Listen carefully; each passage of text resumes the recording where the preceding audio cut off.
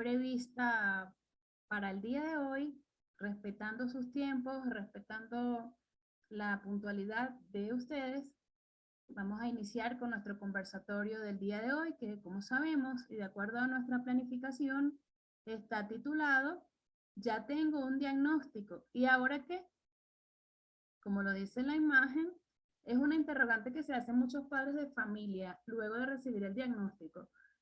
Fíjense que creo que es uno de los momentos más impactantes en la vida de todas las familias cuando reciben ese diagnóstico de su hijo, donde le confirman tal vez algo que venían sospechando o que en determinado momento pensaron, y es que confirman el hecho de que su hijo tiene la condición de autismo. De verdad que es un momento bien difícil. Sé que muchos de los que están escuchando acá en este momento ya transitaron esta experiencia de ese primer encuentro, de ese primer choque con ese diagnóstico, y que definitivamente no es fácil para nada el poder asimilar. Sin embargo, una de las situaciones más duras que se pueden encontrar ante una realidad, un escenario de una familia que recibe este diagnóstico es el no saber qué hacer. El preguntarse, ajá, ya sé qué está pasando, pero ahora, ¿qué hago? Esa incertidumbre, esa necesidad de poder dislucidar hacia dónde vamos, es lo que vamos a tratar el día de hoy. Una de las preguntas que siempre me hago es cómo se sienten los padres ante esa realidad, esa noticia, porque definitivamente cada persona es un mundo, cada individuo procesa la información de manera diferente. Y lo mismo sucede cuando una familia recibe este diagnóstico, la forma como procesan esta información puede variar. ¿Cómo se sienten los padres después de recibir un diagnóstico de autismo? Fíjense que es muy común, como dice la imagen, que estos padres se sientan con grandes momentos de confusión, frustración, los invade la ansiedad, el miedo y la preocupación, sobre todo cuando el término autismo llega por primera vez a esos núcleos familiares.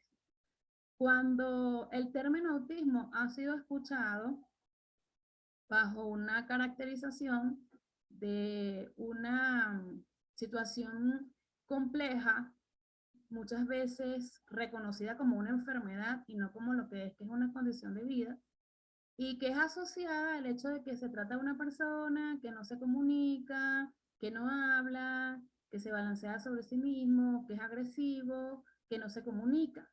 Entonces, cuando esa es la información que se maneja sobre el término autismo, se podrán imaginar todas las interrogantes que vienen a la vida de esos padres. Lo primero que ocurre en una familia cuando llega un diagnóstico de autismo es un duelo. ¿Por qué llega un duelo?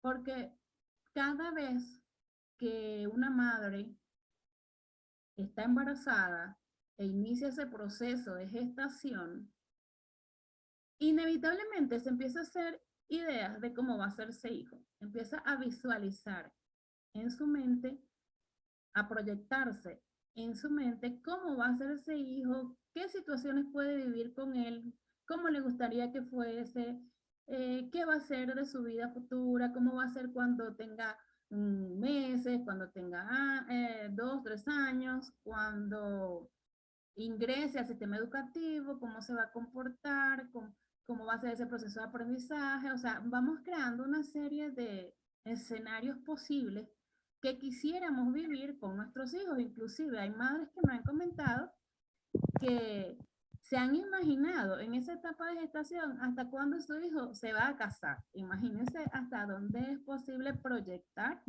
eso que deseamos vivir con ese hijo. Entonces, cuando llega un diagnóstico de autismo a la vida familiar, es como quebrar esa imagen preestablecida que se tenía de ese hijo.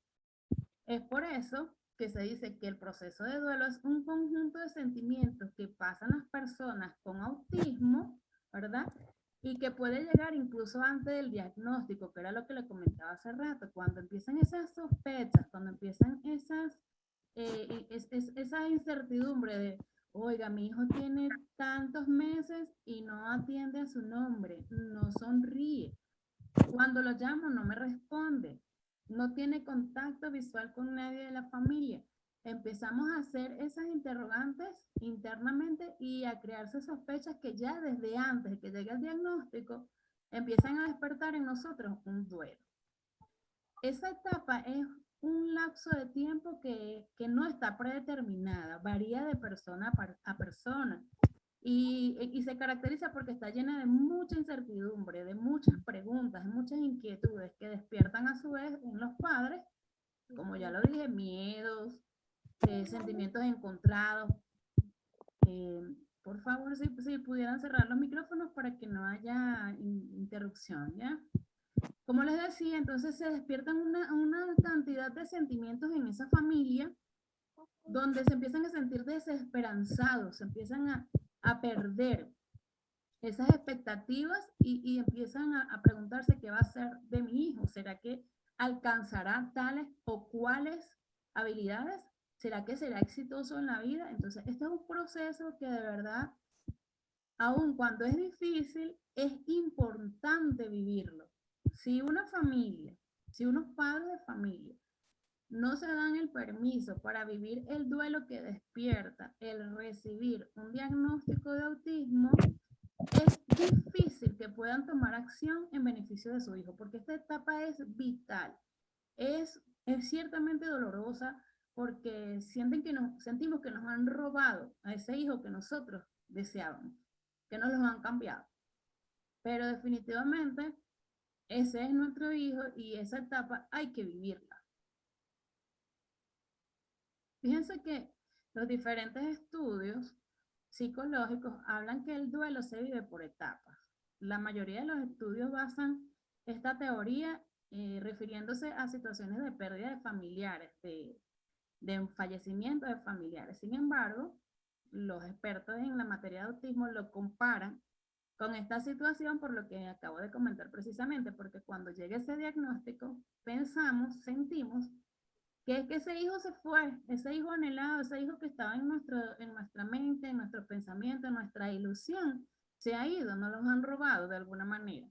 Entonces, por eso señalan que es el mismo proceso que se cumple en el duelo cuando llega ese diagnóstico de autismo. Lo primero que ocurre es esa negación, es esa actitud de no creer, de señalar tal vez que lo que nos está sucediendo no es real. Empezamos a dudar de los profesionales que nos están atendiendo. Lo hablo por experiencia, de negar que eso que nos están señalando es mentira y que necesitamos buscar otro profesional porque es que nuestro hijo no puede estar pasando por eso, a él no. Entonces, en esa etapa de negación, nos quedamos muchas veces aferrados buscando respuestas totalmente diferentes a las que inicialmente nos dan. Entonces, esa etapa puede durar mucho, como puede ser rápida la transición, en dependencia de cómo manejemos nuestras emociones, de cómo esté esa inteligencia emocional, vamos a ir pasando de una etapa a otra. La siguiente etapa que vamos a vivir es la de ira. ¿Por qué la ira? ¿Por qué esa ira llega a nuestras vidas? Es un enojo, es una molestia, es el buscar por qué a mí, hacerse esas preguntas, ¿por qué pasó esto? ¿Qué hice mal? ¿Por qué me ocurre esto a mí? ¿En dónde está la culpabilidad? ¿Será que hice algo mal durante el proceso de gestación? ¿Será que en mi familia había algún caso y yo no lo conocía? ¿Será que en la familia de mi esposo pasaba esto y yo no lo sabía? O sea, se empieza a manejar la rabia de una forma que se desea buscar respuestas. Entonces, cuando ya pasa esa etapa, nos vamos a la negociación, que es esa etapa donde nosotros empezamos a tal vez a aceptar esa posibilidad. Lo vemos como una posibilidad, pero siempre estamos en esa situación, en esa disyuntiva de querer encontrar otra respuesta, otra posibilidad. Ya cuando saltamos a la depresión es porque definitivamente ya estamos aceptando la existencia real de ese diagnóstico, que es una situación que sí existe, que duele, que me mata, que me llena de muchas dudas y por eso me deprimo. Se siente una tristeza que uno siente que lo han roto por dentro. No sé si tal vez al final de mi intervención me gustaría escuchar las experiencias de algunas madres, pero es lo que yo sentí, el que me quebraron por dentro, el saber que todo eso que yo me imaginaba no va a ser. Entonces, esa tristeza se queda allí, llega para estar allí con nosotros acompañándonos y de una manera u otra nos permite lavarnos el alma, por decirlo de alguna forma, de soltar, llorar. En ese momento lloramos muchísimo. Algunas personas dicen que no lloran, sino que sienten mucha frustración interna, pero la tristeza igual la sienten. Es lo que les comentaba, que las personas manejan cada una de estas etapas de forma distinta.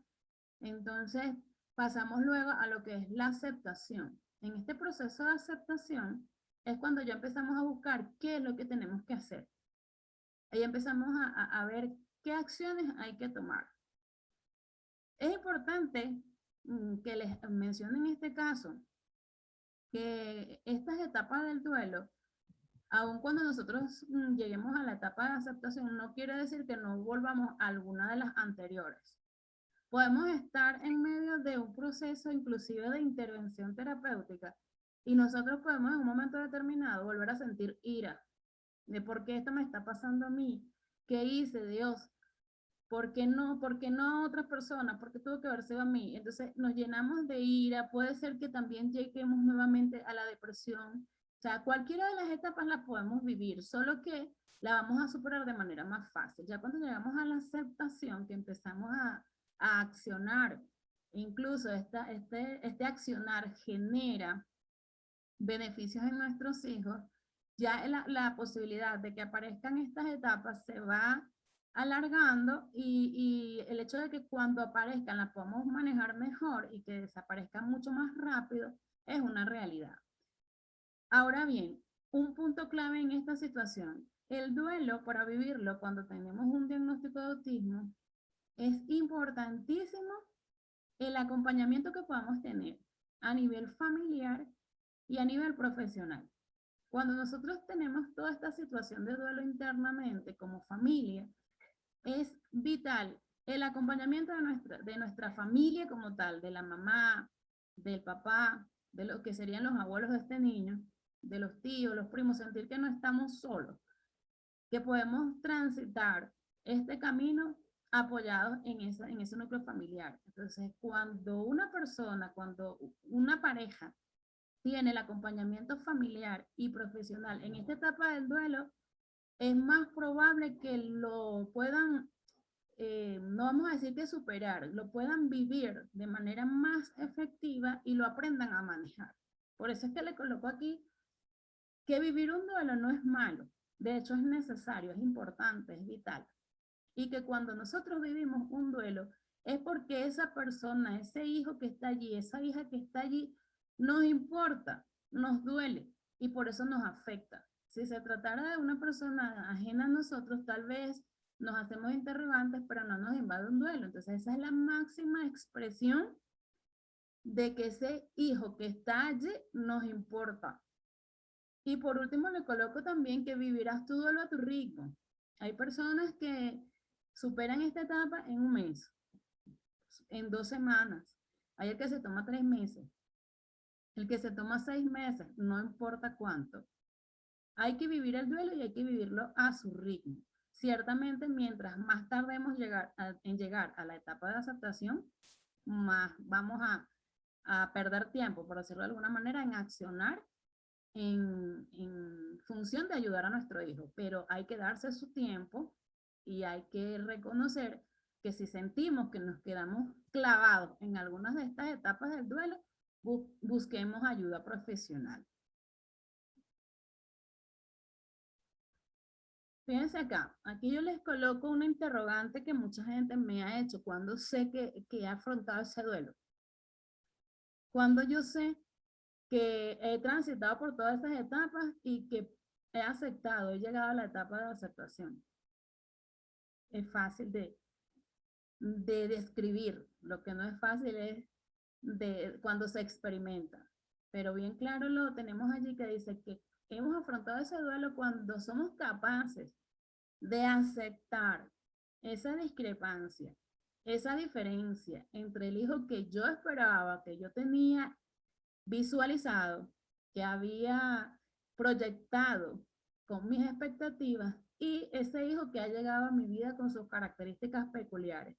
En el momento que yo soy capaz, como mamá, como papá, de aceptar esas diferencias, puedo considerar entonces que he afrontado el duelo. Te voy a compartir un podcast bien interesante. Me gustó muchísimo en este proceso de selección de material para ustedes, para que escuchen a esta especialista y al final del conversatorio podamos emitir una opinión. Vamos, esperemos que lo puedan escuchar. Por favor, me confirman el micrófono si lo pueden escuchar.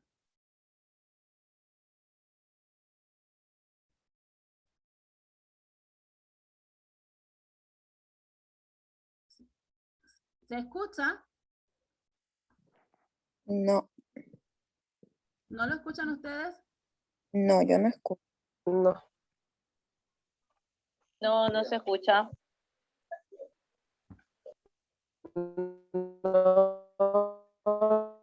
Bueno, No se escucha, profe. ya vamos a resolver. Dale play.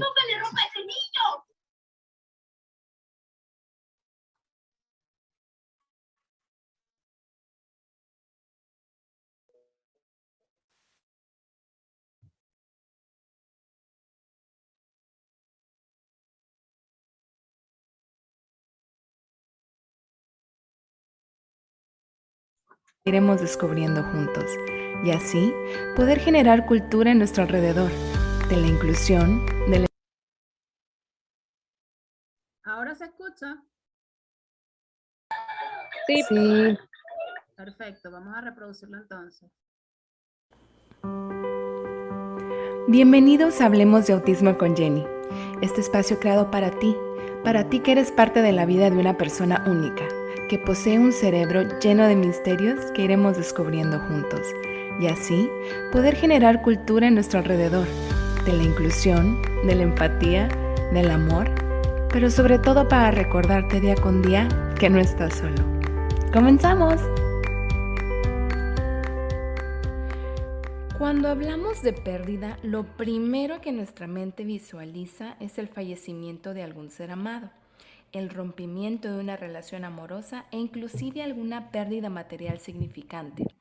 Pero nadie habla sobre la pérdida que como padres sentimos al escuchar el diagnóstico de autismo en nuestros hijos.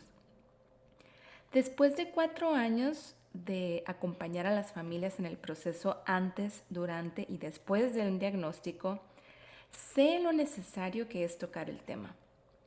Y es que no hay una manera correcta de vivir el duelo, mas es necesario identificar nuestras emociones y aprender a caminar con ellas. Gaby Pérez Islas, una tanatóloga mexicana, dice en su libro Cómo curar un corazón roto una frase muy acertada, y me encanta. Duelo que no es trabajado, duelo acumulado. Si te preguntas, ¿por qué no me siento yo últimamente? Vives en modo automático. Tu rostro lo ves cansado en el espejo. Inclusive puedes sentir pesadez en el cuerpo. Puede ser que no solo sea tu rol como mamá o papá de ese pequeño lo que está cambiando en ti. Puede ser tu alma tratando de comunicarse contigo y decirte, necesito trabajar el duelo del diagnóstico de mi hijo. Algunos podrán decirme, ¿por qué duelo si nadie se ha muerto? Y sí, nuestro hijo está vivo, pero las expectativas que tenía sobre él las ha tenido que enterrar. Si ya tenía hijos anteriormente, todo ese conocimiento también lo tengo que enterrar, porque tengo que aprender una nueva fórmula para ser el mejor papá para mi hijo con autismo. Y tal vez la misma fórmula no me va a funcionar. Nadie se ha muerto, pero a mi alrededor todos notan que mi hijo es diferente, que a lo mejor yo he perdido el brillo o dicen que soy otra persona. Y todos esos comentarios, todas esas miradas, también las tengo que enterrar aunque a veces sea lo más difícil de hacer porque nunca terminan de aparecer. Entonces, tiene sentido que necesitamos vivir ese duelo, papás. Y cuando hablo de vivir el duelo, no me refiero a que se encierren en su cuarto por una semana y lloren todo lo que tengan que llorar y salgan renovados. Así no funciona. Ya que si permitimos que nos perdamos en nuestras emociones, nuestros hijos pagan las consecuencias. Siempre les digo a los papás con los que he trabajado, vivan su duelo, pero con los ojos abiertos. Está bien sentirse triste, enojado, cansado, incrédulo, cualquier sentimiento posible que se les venga a la cabeza. Pero que eso no les impida darle el cuidado necesario a sus hijos y mucho menos la ayuda que requieren. Sobre todo porque, como les he dicho en episodios anteriores, aquí el tiempo y la constancia son claves para el futuro de sus hijos. Muchos psicólogos manejan 5 etapas del duelo, mas no quiere decir que debas pasar por todas estas etapas o que deban de ir en un orden en específico. En este episodio hablaremos de 3 etapas, si no me podré llevar hablando 1 hora de esto. Les recuerdo que no hay manera correcta para lidiar con nuestras emociones. Sin embargo, es posible identificar en qué etapa estamos ubicados en este momento. O a lo mejor en qué etapa seguimos estancados y saber que al entenderla podemos brincar al siguiente nivel. En ese momento sabremos que vamos avanzando y poco a poco todo va a ir tomando un poquito más de sentido. Entonces vamos a empezar con la negociación. En esta etapa vamos a cuestionarnos todo. ¿Qué hubiera pasado si no lo hubiera vacunado? Si me hubiera vitaminado correctamente.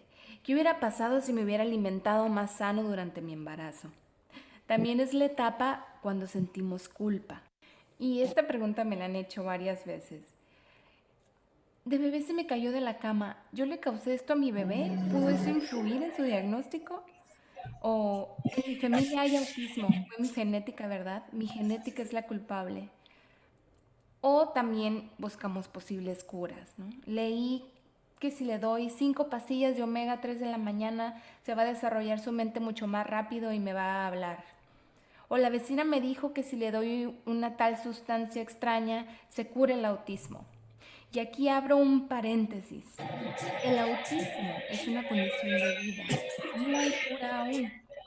Si le van a dar cualquier suplemento o comida diferente a sus hijos, pregúntele al especialista primero, ya sea su pediatra, neurólogo, psiquiatra, etc.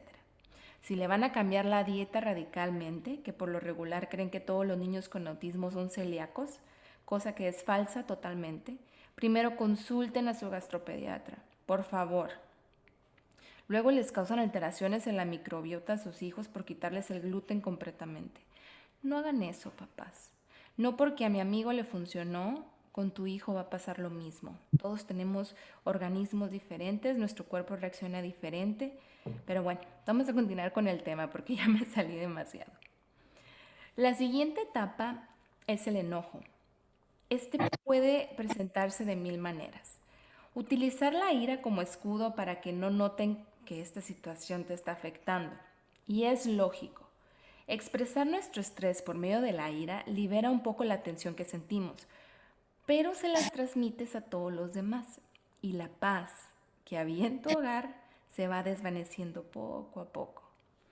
En esta etapa es súper importante ser conscientes de lo que está procesando nuestro cuerpo y de la manera en que podemos salir más pronto es hablándolo, ya sea con familiares, con un terapeuta, con tu pareja, sobre todo tener una comunicación efectiva es importante. Pero hay una que no es muy común. Yo siempre le pregunto a mis papás en la terapia, ¿qué hiciste por ti esta semana?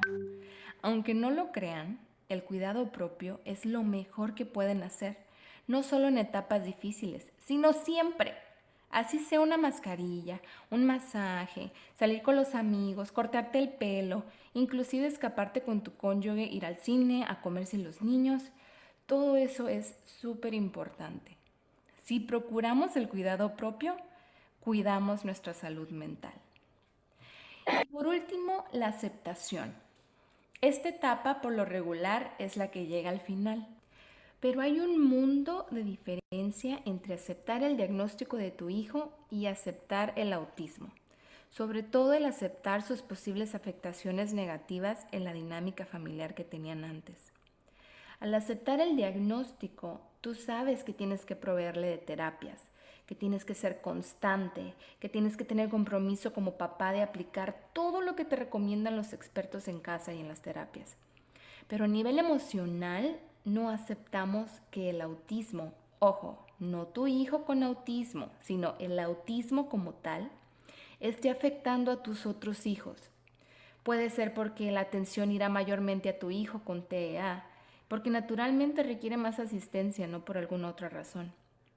O si la familia hacía muchos paseos y tu hijo o hija empieza a tener comportamientos desafiantes en público y ya no pueden salir tan seguido como antes, o deben cambiar a lugares preferidos por unos menos ruidosos o más abiertos, o si tu hijo tiene trastornos del sueño y no pueden dormir, afectando la rutina de todo el hogar.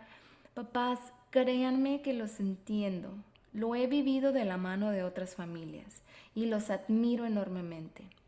Cualquier tipo de aceptación por la que estés pasando en este momento está bien. Sean pacientes. Habrá muchos momentos de impotencia, pero este niño o niña vendrá a cambiarles la manera en la que ven la vida. Y cada progreso, por más pequeñito que sea, los inundará de alegrías que aún no conocen. Yo soy Jenny Galaviz y recuerden, no están solos. Generemos cultura juntos. Nos vemos el otro miércoles, no se lo vayan a...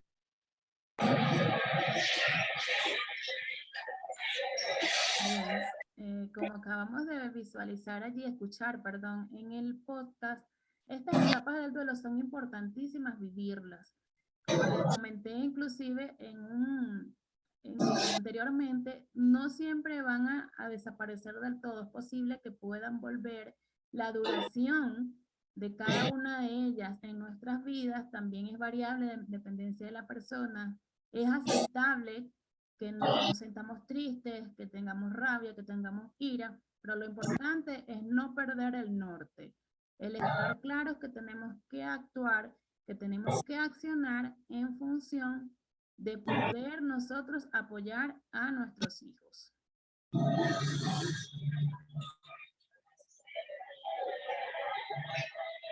¿Qué es lo primero que yo recomiendo hacer? Fíjense, nosotros consideramos las personas que constantemente conversamos, ya, denme un segundo por favor, a ver si puedo silenciar por acá.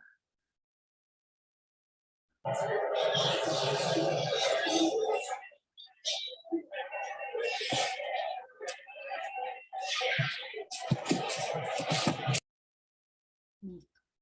Les decía que nosotros constantemente, las personas que lideramos grupos de apoyo de familia, conversamos siempre sobre qué es lo que debería ser un padre de familia una vez que tiene el diagnóstico y una vez que haya afrontado ese duelo, que haya considerado él personalmente que ya está listo para accionar. Lo primero es aprender sobre autismo. Ante el desconocimiento producto de la desinformación, uno de los primeros pasos necesarios e importantes que debe dar toda familia es empoderarse con información sobre autismo.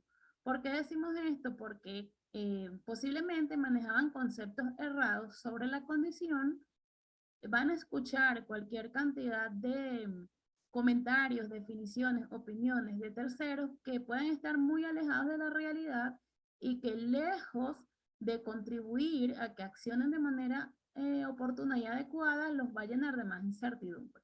Por eso es importante siempre buscar información en medios bien confiables para que podamos tener conocimientos fidedignos y reales sobre la condición. Por eso le coloco allí cuidado, cuidado porque muchas veces buscamos en exceso y nos embotamos, ya quedamos saturados y como que nos bloqueamos y no podemos avanzar de tanta información que llega, que nos confunde, que nos aturde, que nos agobia. Entonces vamos paso por paso, un día a la vez, aprendiendo a través de medios confiables y de manera comedida, no irnos querer aprender todo sobre la condición desvelarnos horas y horas y horas investigando, aunque sé que eso es normal.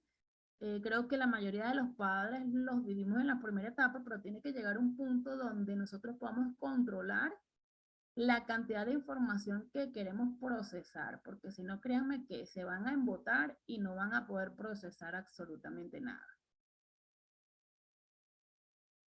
Otra de las recomendaciones que hacemos es que investiguen siempre sobre prácticas con evidencia.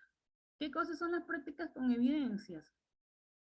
Son aquellas prácticas que tienen estudios científicos que cuentan con evidencias de que realmente son efectivas para el abordaje de la condición de autismo. Para ello tienen que apoyarse en sus especialistas. ¿Por qué hacemos énfasis en que sean prácticas con evidencia? Porque ustedes se van a encontrar con cualquier cantidad de opiniones que le van a decir, dale esto, prueba con esta pastilla, dale esta solución, dale hipoclorito de sodio, dale, quítale, no le debe comer esto, no le permitas ingerir aquello. Entonces se genera una cantidad de prácticas sobre el niño que le pueden afectar su salud. Bien lo decían ahí en el podcast y también siempre lo aclaro, que no todos los niños necesitan hacer la dieta libre de gluten, de caseína, de azúcar, porque no todos los niños tienen inconvenientes para procesar estos componentes. Entonces, para ello hay que acompañarse de un gastropediatra formado en autismo, que sea quien le haga las evaluaciones al niño y pueda determinar si realmente necesitan ese tipo de dieta o qué tipo de alimentos pueden no ingerir, ¿ya? Sin nosotros incurrir en poner en práctica todo lo que leemos, no. Siempre es investigar sobre prácticas con evidencia y consultarlo con los especialistas para que no pongamos en riesgo la salud de nuestro pequeño. Fíjense, cuando nosotros llevamos a nuestro hijo para que sea evaluado, para que nos den un diagnóstico, la mayoría de las veces trabajamos con un equipo multidisciplinario, al menos 2 especialistas, ¿ya? Un psicólogo, un psiquiatra, un neurólogo, siempre hay al menos 2 especialistas que nos acompañan en ese proceso inicial. Sin embargo, una vez teniendo el diagnóstico a la mano, van a requerir atención de otro conjunto de especialistas. Entonces, por eso le coloco allí que el autismo, al igual que otras condiciones, requiere de intervención terapéutica multidisciplinaria. Por ello es importante que el equipo de especialistas que te ayudó con el proceso diagnóstico ahora te apoye indicándote cuáles son las terapias que requiere tu hijo. Y si es posible, te recomienda a algunos especialistas de su confianza. Inicia cuanto antes este abordaje. Yo pensé acá colocar algún tipo de esquema con las diferentes especialidades que pudiera requerir un niño. Pero fíjense, después opté por no hacerlo porque cada persona con autismo es una realidad diferente. Las necesidades, los requerimientos de un niño con autismo varían con respecto a otro. Entonces, es importante que haya un abordaje individualizado, personalizado, según las características de ese niño. Y en eso los va a apoyar el equipo que les apoyó también con el proceso diagnóstico. Ahí les van a decir si su hijo necesita terapia de lenguaje, por ejemplo, psicopedagogía, si necesita terapia ocupacional, terapia física, si necesita seguir acompañamiento con psicólogos, si necesita, por ejemplo, terapia musical, integración multisensorial. O sea, ahí el equipo les tiene que señalar cuáles son los especialistas que requiere su hijo y el orden de prioridades. Porque tampoco podemos exponer al niño que nos digan, el niño necesita 6 especialistas. Y nosotros como padres, entonces, pongamos en marcha un plan de trabajo con 6 especialistas de manera simultánea. No, yo no lo recomiendo. Yo particularmente no lo recomiendo porque genera mucho agotamiento físico, mental y económico en las familias. Entonces, con ayuda de ese equipo profesional con el que iniciaste el proceso diagnóstico, trabaja también lo que es la jerarquización. O sea, ¿qué necesita más urgente el niño? ¿Con qué iniciamos? Con dos especialidades, las más importantes, las que debamos atacar. Hay programas de atención terapéutica que trabajan de manera integral. Ya esos son especialistas que cuentan con esa formación y pueden desarrollar estrategias que abordan diferentes áreas del desarrollo del niño en una sola actividad. Pero no siempre se cuenta con ese tipo de especialistas. Entonces, trabajan por separado. Si van a trabajar por separado, no trabajen más de 2 especialistas de manera simultánea.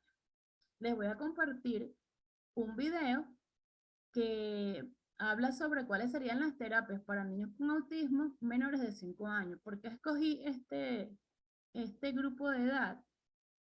Porque es el grupo de edad donde hay mayor plasticidad cerebral y es donde más podemos trabajar en función del desarrollo de ciertas habilidades y destrezas en nuestros niños con autismo.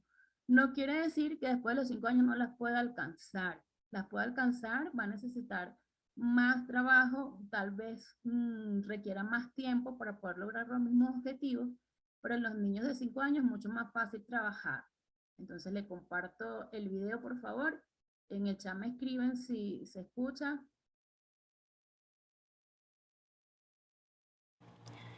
Muchos padres y cuidadores de niños menores de 5 años con trastorno del espectro autista quisieran poder hacer algo más por ellos, potenciando procesos de estimulación que contribuyan a activar la neuroplasticidad y con ello fortalecer el aprendizaje de nuevas habilidades y dominios del lenguaje que cualquier otro niño neurotípico pudiera aprender espontáneamente, pero que a los niños con autismo por su condición se les dificulta adquirir de forma natural. La idea es ir más allá de garantizar su atención en las terapias tradicionales, el tratamiento farmacológico y el tratamiento biomédico, según cada caso. Y en este sentido, la investigación científica se ha centrado en evaluar la efectividad de diversas terapias tradicionales y alternativas que con apoyo de profesionales y la preparación de los padres contribuyen a la estimulación de los niños con autismo durante la primera y segunda infancia. Por eso, en este video estaré revisando los principios de algunas de estas terapias para niños de 2 a 5 años y la efectividad que han tenido según diversos estudios científicos actualizados. Bienvenidos al canal de Psicoterapia Infantil. Mi nombre es Yarixa Ferreira, soy psicóloga y es para mí un placer saludarlos en esta oportunidad en la que les estaré presentando los últimos avances en la investigación acerca de 5 terapias que han resultado efectivas para tratar a niños con trastorno del espectro autista. Por cierto, antes de profundizar en este tema, quiero comentarte que la idea de este video fue propuesta por una de mis suscriptoras. Así que, ¿tú qué esperas para comentar y proponerme nuevos temas para mis próximos videos? La primera terapia de la cual quiero hablarles es la terapia ABA, también conocida como Applied Behavior Analysis, o en español, el análisis de comportamiento aplicado ABA. Es una de las intervenciones terapéuticas más estudiadas y validadas empíricamente para el tratamiento de niños diagnosticados con TEA.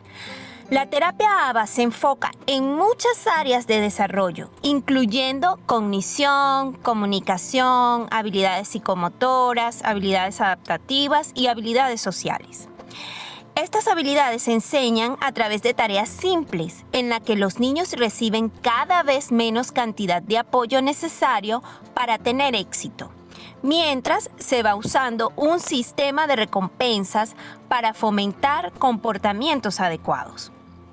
De manera que sus principios están arraigados en las teorías conductuales y cognitivas del comportamiento y son administrados por personal capacitado en sesiones individuales con los participantes.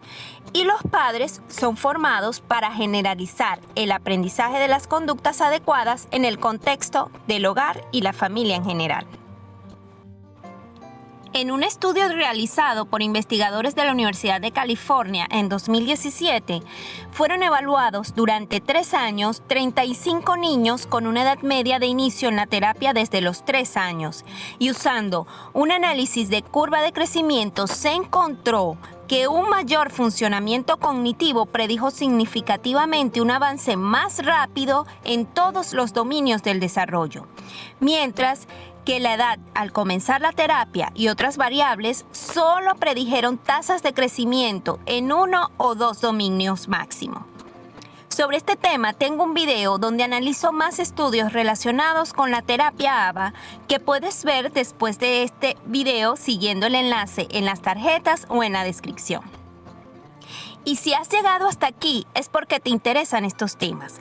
Por eso te invito a suscribirte si aún no lo has hecho, pues constantemente estoy subiendo videos para mantenerte informado acerca de los nuevos avances en materia de psicología, salud mental, neurociencias y autismo. Solo tienes que hacer clic en el botón de suscribirse y activar la campanita de notificaciones. La segunda terapia de la cual quiero hacer mención en este video es la terapia de juego con el método 3I. Esta intervención distingue 3 etapas de edad de desarrollo en su agenda correspondiente.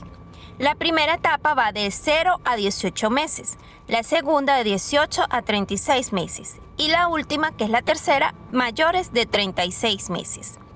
Los aspectos claves de esta terapia es buscar un ambiente tranquilo para limitar la reactividad a los estímulos sensoriales. El terapeuta voluntario debe dejarse guiar por los intereses del niño, no dejarse llevar por sus propias expectativas y estimular la imitación libre. Para mayor efectividad, se recomienda que el método 3I sea intensivo, con un mínimo de 30 horas de sesiones de juego por semana y que cada sesión dure al menos 90 minutos. Esto debe hacerse en una determinada sala de juegos cuyo tamaño debe ser aproximadamente de 10 metros cuadrados, donde la iluminación sea tenue y los sonidos se amortiguen con un revestimiento de suelo apropiado. El equipamiento estándar en la sala incluye estanterías al alcance del niño donde los objetos se almacenan visiblemente. Debe haber un espejo, un columpio y materiales como arcillas, cubos de colores y un triángulo o xilófono, es decir, algo que tenga sonido musical. Además de libros ilustrados, títeres, etc. Las sesiones son conducidas por voluntarios. El objetivo de la etapa 1 es ayudar a los niños a descubrir su cuerpo y la clara existencia de otra persona. Durante la fase 2, la atención del niño es llevada al mundo exterior para que emerja un lenguaje significativo y el juego simbólico, mientras que el deseo del niño por una conciencia real hacia el aprendizaje aparece ya en la tercera fase. Con respecto a este método, fue publicado un estudio en 2018 por investigadores franceses en el que se comprobó su efectividad después de 2 años de implementación en el mejoramiento del comportamiento, el aumento de las interacciones sociales y las habilidades en general, de acuerdo a su desarrollo, lo que mostró una clara disminución en la gravedad del autismo. ¡Qué maravilla!, ¿no? Sin duda esto comprueba la importancia de dedicar tiempo de juego con los niños y en especial con nuestros pequeños con autismo. Así que ya sabes lo que tienes que hacer con tu niño después de ver mis videos. Pero antes de eso, dame un dedito arriba y comparte este video si te ha parecido interesante esta información. Hice pausa para ir explicando de forma sistemática lo que está planteando el video. Fíjense que una de las terapias que inicialmente mencioné es la terapia ABA. Esta terapia durante los últimos tiempos ha sido objeto de mucha controversia. Hay personas que señalan que la terapia no es buena porque se basa en un sistema, en una teoría del aprendizaje llamada conductismo, y que afirman que los niños son tratados como animales. Como especialista de atención educativa de estudiantes con autismo, puedo señalar que esto no es real. La persona que haga ese tipo de afirmaciones es porque realmente no tiene una formación profesional en ABA. La terapia ABA, que nos apoya a nosotros los especialistas a trabajar lo que es la conducta con nuestros niños con autismo, es muy eficiente, de verdad que genera unos resultados muy buenos siempre que se trabaja de manera apropiada. Se requiere estudios para poder trabajar con la metodología ABA.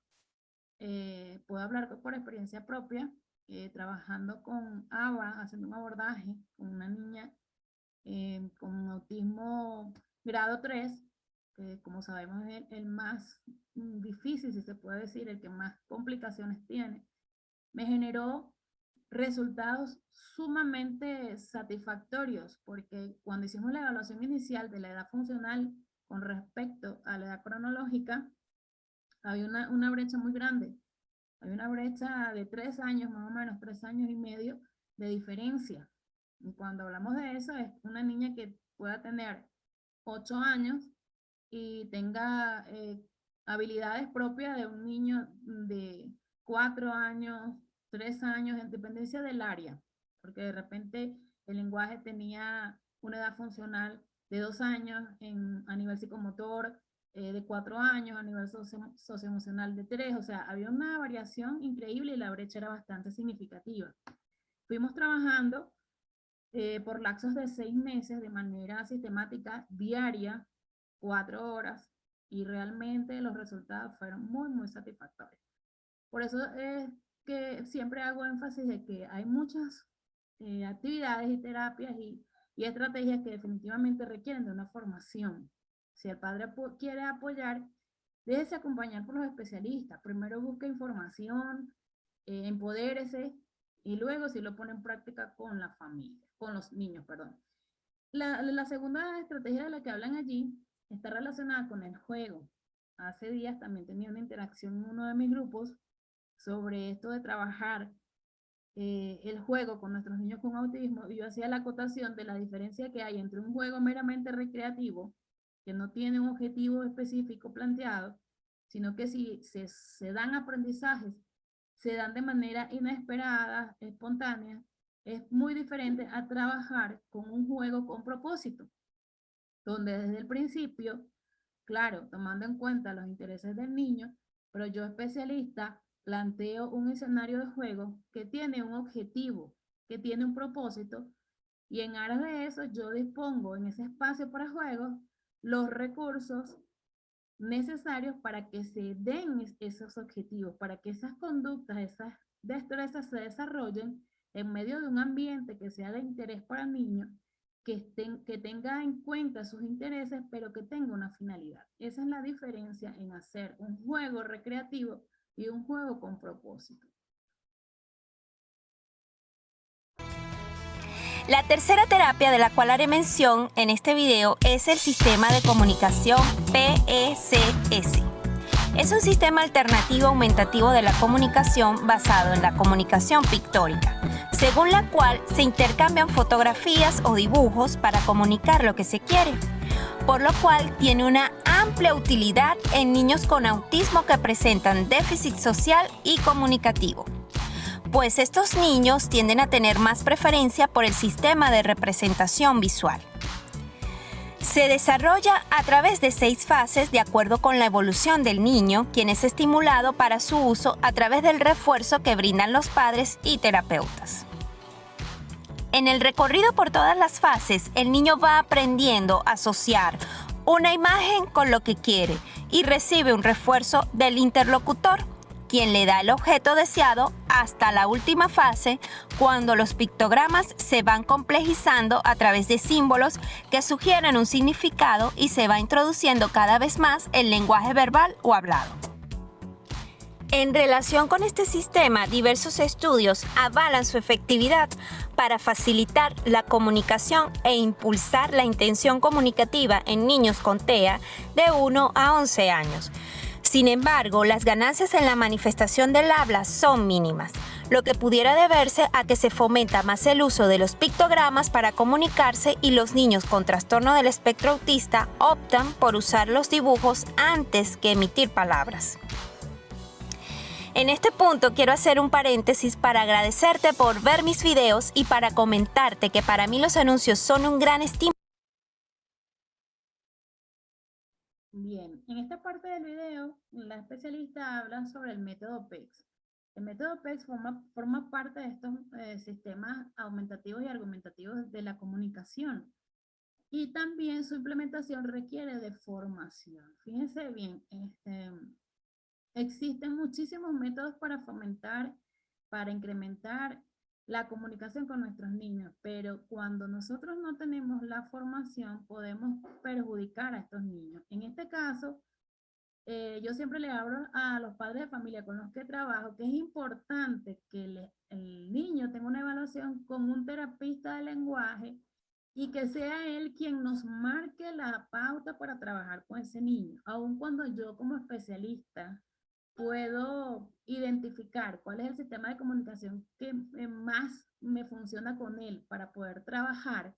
Eso no quiere decir que yo voy a marcar ese método que yo use como el definitivo, porque bien como lo indican allí en el video, hay muchos niños que pudiendo desarrollar el lenguaje oral, como se acostumbran a la comunicación a través de imágenes, entonces descartan lo que es la utilización del habla, cuando tienen todas las condiciones para poderlo desarrollar. Entonces, cuando uno como especialista no maneja a grosso, como les digo, de forma especializada lo que tiene que ver con lenguaje, sino que lo maneja a grosso modo, uno mismo como especialista se apoya en otro especialista y hace un trabajo en equipo para que podamos desarrollar todas esas habilidades relacionadas con el lenguaje que pueda tener ese niño. Porque si lo encasillamos solamente en que no, como ya se logra comunicar con imágenes, ya no busco otras opciones, pudiendo desarrollar la oralidad, estoy cometiendo un error.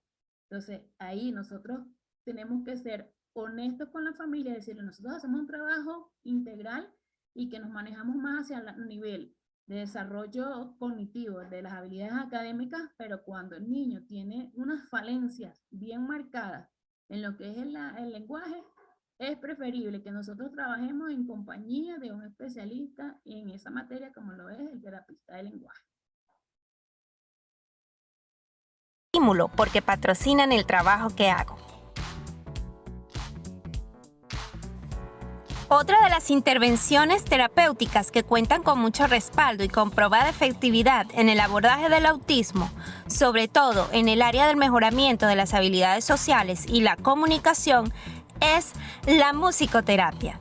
Esta terapia se basa en poner en contacto al niño con los sonidos musicales guiados por un musicoterapeuta, quien en función del enfoque de atención y los intereses del niño propone ejercicios de canto y producción de música. Con respecto a este enfoque, próximamente estaré publicando un video para dar más detalles de su aplicación y efectividad. Sin embargo, te comento que en un estudio randomizado y longitudinal publicado por la prestigiosa revista JAMA, se evaluó la efectividad de este programa durante 4 años en niños de 4 a 7 años de 9 países y se confirmó un mejoramiento significativo en el dominio del afecto social, pero luego de aplicarlo por más de 5 meses. ¿Te gustaría acceder a este estudio para profundizar más en el mismo? En la caja de descripción te dejo los datos bibliográficos de este y de todos los estudios consultados para que puedas ubicarlos. Esta es otra terapia que yo siempre recomiendo a los padres. La música es excelente para poder primero integrar a ese niño con todo lo que es su entorno, porque en su entorno siempre se va a producir sonidos. Por supuesto que ya en la música estamos hablando de otro tipo de sonidos. Y si lo hacemos de manera profesional, la integración de este niño con la musicoterapia, vamos a mejorar lo que son las habilidades sociales. Les puedo compartir mi experiencia personal. Mi hija estuvo en el sistema de orquestas en Venezuela desde muy temprana edad y desde que llegamos acá al Ecuador siempre he insistido en incorporarla a sistemas de orquesta precisamente para que ella pueda interactuar con otros compañeros y que sea la música ese canal de comunicación, porque muchas veces nuestros niños no se sienten atraídos por los temas de interés de otros niños de su misma edad. Entonces, si está la música de por medio, esta puede convertirse en un instrumento que propicia la interacción social y por ende la adquisición de esas habilidades sociales necesarias que necesiten nuestros hijos para poder integrarse de manera efectiva en la sociedad.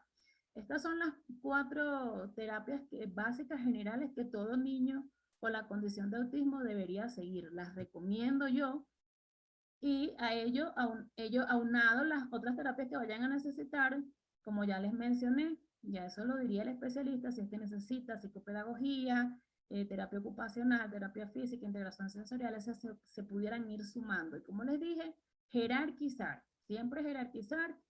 Estas terapias pueden ser fácilmente aplicables en el hogar, una vez que los padres han adquirido las habilidades mínimas para poder trabajar con ellos. No ponernos a hacerlo de manera empírica, porque podemos generar el efecto contrario al deseado. ¿Qué otra cosa debe hacer un padre de familia una vez que ha recibido el diagnóstico? Esto es fundamental, creo que lo comenté hace rato, que es identificar cómo se comunica tu hijo. Las mamás tenemos algo innato, que es que podemos entender el llanto de nuestro hijo y saber, así otra persona no entienda, sabemos cuando llora por hambre o cuando está mojado o cuando le duele algo, y eso me hace mucha gracia porque hay personas que dicen, pero ¿cómo sabes que tiene hambre y no que tiene ganas de, no sé, que le quiten la ropa porque hace calor? Entonces las mamás tenemos como esa habilidad para poder identificar esa necesidad de nuestro niño, y eso nos ayuda precisamente a lograr esto que tenemos acá, que es a poder identificar cómo se comunica nuestro hijo. Nuestro hijo se puede comunicar de múltiples formas, y eso nos va a ayudar a ser inclusive el interlocutor, a ser ese traductor con el grupo de especialistas. Nuestro hijo se puede comunicar con la mirada, con gestos, con movimientos, con sonidos brutales si es que el niño no es no verbal.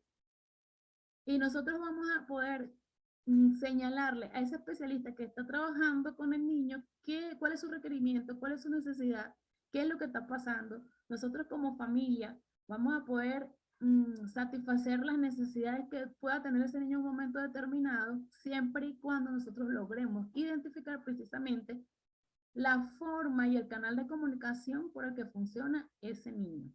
Fíjense que yo le coloco que entre los niños con autismo hay un grupo que no logra comunicarse de forma oral con las personas de su entorno. No quiere decir que a futuro no lo haga, pero mientras no lo hace, es necesario que los padres identifiquen la forma más efectiva para comunicarse y así satisfacer sus deseos y necesidades. Cuando un niño no logra ser comprendido, se frustra y puede presentar una crisis comportamental. Hay algo que es importante aquí, que eso sí ya lo trabajaríamos en otro conversatorio, pero quiero adelantarles un poco, y es el hecho de que para nosotros poder incentivar la comunicación con nuestros niños, no podemos darle respuesta inmediata a sus necesidades.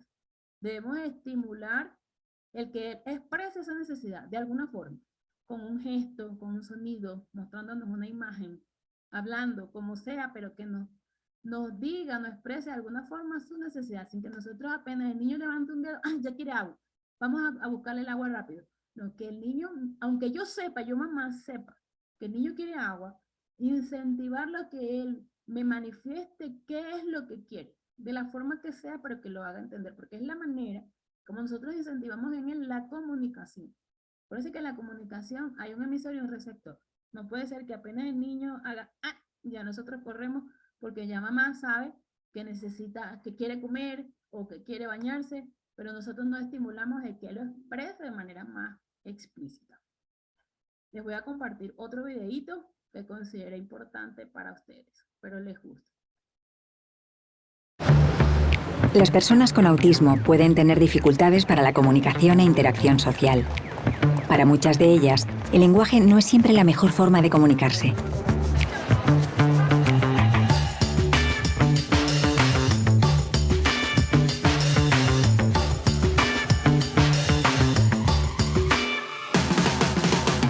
मैं ना ढाबा लभ रहा पंजाबी ढाबा उन्होंने पंजाबी ढाबे का पता है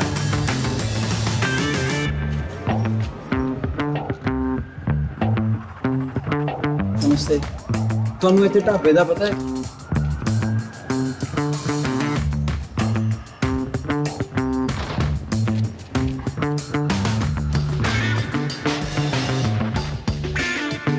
नमस्ते जी ਤੁਹਾਨੂੰ ਢਾਬੇ ਦਾ ਪਤਾ ਢਾਬਾ ਢਾਬਾ ਢਾਬਾ नमस्ते नमस्ते hola मैं ना रोटी खानी है Sí, no, pero- No, sí, está muy bien, pero es que yo no te entiendo. कहा रही है कि De माशा verdad que no te entiendo. No, no, vamos a plate ver, roti Camarero, por favor. ¿Me puede poner un poco más de vino, si es tan amable? Sí, claro. नमस्ते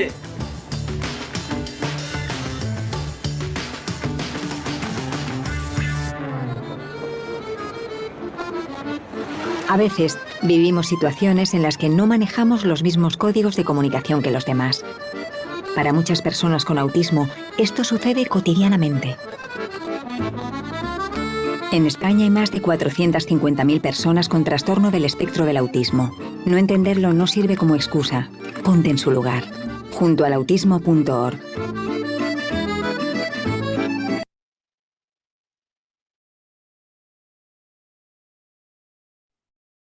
Bien, esa es una recomendación sine qua non que debemos hacerle a todas las personas que están a nuestro alrededor, que es importante que se pongan en el lugar de la persona que vive con la condición de autismo. El ignorarlos no sirve. El hacernos lo que no nos importa no sirve. Si queremos ayudarlo, tenemos que ponernos en sus zapatos. Y por eso es importante identificar la forma como él se comunica. Yo siempre he dicho que en las escuelas deberían enseñar lenguaje de señas sí o sí, para que nosotros podamos tener esa herramienta de comunicación con cualquier persona que la requiera y no que sea una forma de comunicación tan difícil y que haya que recurrir a profesionales que muchas veces no abundan para poder incluir a esa persona que se comunica de esa manera. Otra de las características que nosotros debemos asumir cuando tenemos un diagnóstico de autismo en la familia es el hecho de que somos personas. Por eso yo les coloco acá que una vez que ustedes reciban su diagnóstico en la familia y que vivamos toda esa etapa de duelo y que ya hemos accionado, ya sabemos cuáles son los especialistas que requiere nuestro hijo, ya tenemos claro cómo nos podemos comunicar con él, ya tenemos información sobre las terapias más importantes y más relevantes que requiere. Nosotros debemos siempre tener presente que además de mamá, además de papá, somos personas y como personas tenemos otros roles en nuestro entorno. Por eso les coloco acá. No olvides que somos seres integrales con diferentes roles en la vida. No solo somos padres de un hijo con autismo, también somos hijos, hermanos, tíos, pareja, amigos, profesionales. Date permiso de vivir cada uno de esos roles. Recréate, descansa. Y si caes en crisis, no te culpes. Es normal. Toma el tiempo que necesites para seguir adelante.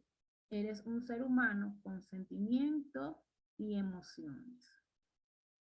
En esto de permitirse ser personas juega un papel importante el resto de la familia, porque nosotros, los padres con autismo, vivimos constantemente en una carrera, pero esa carrera es mucho más fácil cuando es una carrera de relevo. No sé si aquí en sus países, aquí en Venezuela se llama carrera con relevo cuando uno corre y le entrega ese objeto a otra persona para que siga la carrera y uno descansa.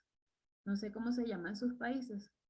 Esa debería ser el escenario perfecto para una familia donde hay un niño con autismo, donde el resto de la familia pudiera incorporarse a esa carrera de relevos y en algún momento tomar las riendas de la situación de nuestros hijos y nosotros poder descansar. Nosotros poder tomarnos un día para pasear, para ir al mall, para ir a la peluquería, para ir a bailar con nuestro esposo. Es bastante complejo cuando eso no puede ser porque estamos solos, que muchas veces es lo que a mí particularmente me ocurre estando acá en el Ecuador, porque durante todos los años que estuve con mi familia, siempre pude vivir esa carrera de relevo, de decirme, oye, ya te viene vacaciones en el trabajo, deja a los niños acá y vete.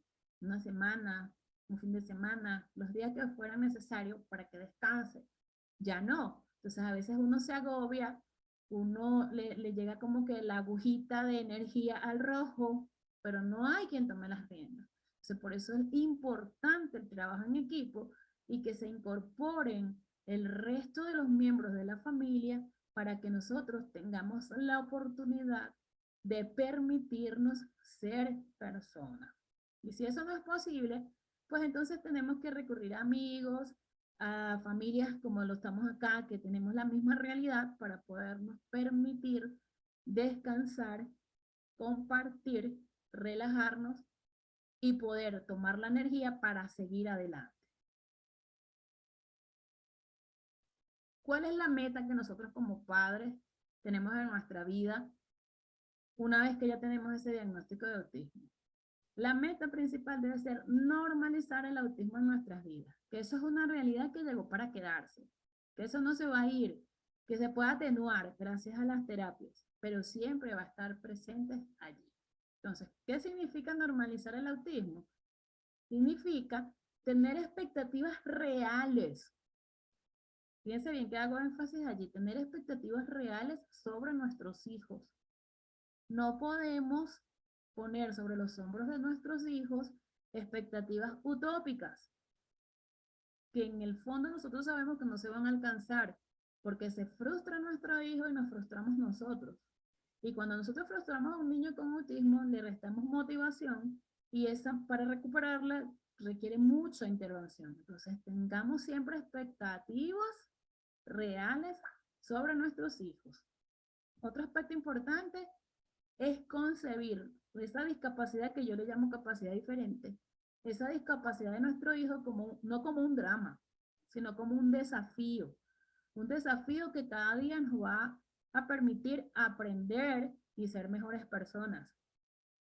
Tenemos que aceptar ese cambio que llegó a nuestras vidas y aceptarlo de la mejor manera. Démonos la oportunidad de jugar y convivir con otros en todo tipo de lugares. Y eso habla de todos como familia.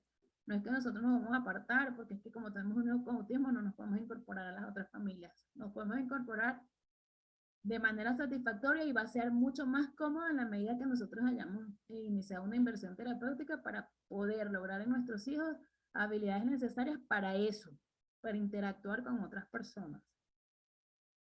Debemos tener maneras positivas de hablar acerca de nuestros hijos, no etiquetarlos, no ser nosotros los primeros que usemos las etiquetas para referirnos a ellos. Son personas normales con una condición, pero somos tan iguales como el de al lado, como el de al frente, como el de atrás. Simple. Importantísimo. Hay que darse cuenta que nuestro hijo es feliz si nosotros somos felices. Las emociones se contagian. Yo no sé si ustedes visualicen lo siguiente. Ustedes llegan a un velorio, ¿verdad?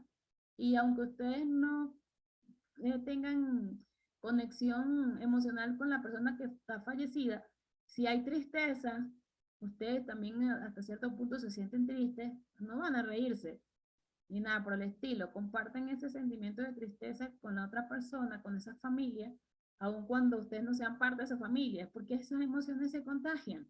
Igualmente, si ustedes llegan a un lugar y se están riendo a carcajadas, ustedes al menos se sonríen y luego preguntan, ¿y por qué se ríen? Entonces es precisamente por eso, porque las emociones se contagian. Y nuestros hijos se dan cuenta de todo lo que nosotros estemos viviendo, si estamos tristes, si estamos alegres, si estamos frustrados. Entonces la mejor manera de que nosotros garanticemos la felicidad de nuestros hijos es dándonos nosotros permisos para ser feliz también. Ya. Darle a tu hijo la oportunidad de un buen futuro. Eso lo vamos a hacer siempre con su abordaje terapéutico. Ayuda a tu niño a que desarrolle su máximo potencial. Nunca subestimen a sus hijos. Nunca digan ustedes, no puede. Antes de que lo intente, deje que lo intente. Y si se equivoca, lo vuelve a intentar y lo vuelve a intentar. Y ya si vemos un punto que no puede, bueno, no se pudo, pero ya lo comprobaron. No de plano, antes que ocurra el hecho, usted diga no, no puede. Siempre permita que su hijo tenga la posibilidad de desarrollar su máximo potencial. ¿Qué debemos evitar? Vivir en el pasado. Nosotros como padres de familia vamos a enfrentarnos a situaciones muy dolorosas, producto de la falta de sensibilidad y de información en la sociedad. Bien sea con la misma familia, que nos hace vivir ratos desagradables por desconocimiento, en las instituciones educativas, porque sentimos que atropellan a nuestros hijos, porque los excluyen, porque no les dan oportunidades. Todas esas situaciones las vamos a vivir, pero sí, vivámoslas, lloremos, pero superémoslas y sigamos adelante porque no podemos quedarnos viviendo en el pasado. De nada sirve culparnos, ni a nosotros, ni a nuestra pareja, ni a la familia, ni a nadie. El autismo llegó al punto. No fue nuestra decisión, pero ocurrió. Y debemos trabajarlo de la mejor manera. También debemos evitar comparar a nuestros hijos con otros niños. Que sea, ay, ¿por qué el hijo de Juan hace eso, que también tiene autismo y el mío no? No lo compare. Simplemente trabaje en lograr que su hijo desarrolle las máximas habilidades posibles según sus capacidades. Nada de comparar, porque nuestros hijos se dan cuenta de eso. Y no hay nada más frustrante que inclusive a uno mismo que lo comparen con otro. También debemos evitar sentir lástima. Nosotros no tenemos por qué sentirnos, ay, pobrecitos, pobrecitos, nada. Nosotros tenemos un reto, tenemos que hacerle frente, y con el pasar de los años vamos a mirar atrás, vamos a ver todos los tropiezos, vamos a ver que nos levantamos, nos limpiamos las rodillas y seguimos. Y somos fuertes y nos empoderamos y llevamos a nuestros hijos a la meta que nosotros nos planteamos según sus capacidades. Nada de sentir lástima por nosotros mismos. ¿Qué debemos incentivar nosotros como familia? Vivir el presente, vivir cada día como viene. El autismo tiene una característica en que se desarrolla en nuestras vidas. Tenemos días maravillosos y tenemos días no tan maravillosos. Tenemos días complicados, pero tenemos días en que nuestros hijos nos dan razones para ser felices, sentirnos orgullosos, sentirnos cargados de energía y de seguir haciendo todo lo que sea necesario para el bienestar de ellos. Entonces hay que vivir cada día como viene. A veces si nos planteamos muchas cosas a futuro y no se dan, es porque es cuando nos frustramos, perdón. Entonces mejor vivir cada día como viene.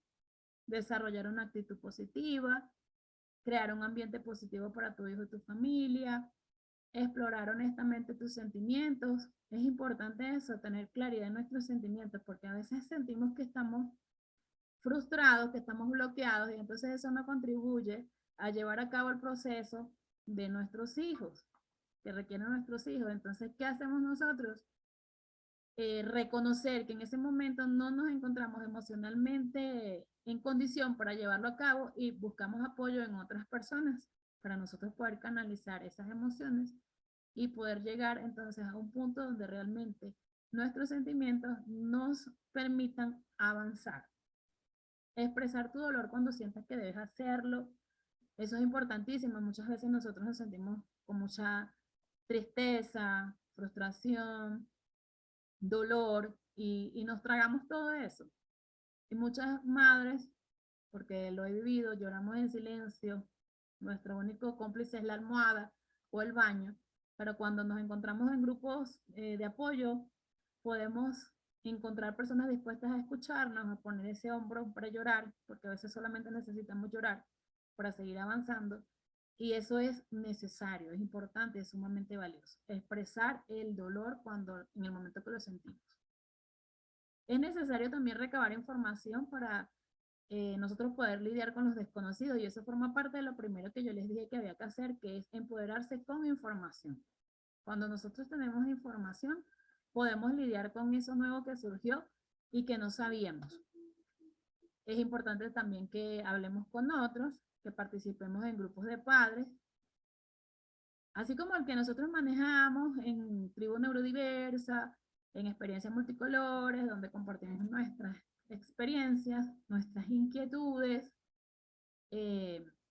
nuestras vivencias. Todo esto nos hace a nosotros sentirnos que no estamos solos, que eso que pasa con mi hijo no le pasa solo a él, que le pasa a otra persona y de repente yo no tengo idea de cómo manejarlo y ya eso es una situación superada para otra familia y me puede dar tips, me puede dar pistas de cómo yo lo puedo manejar.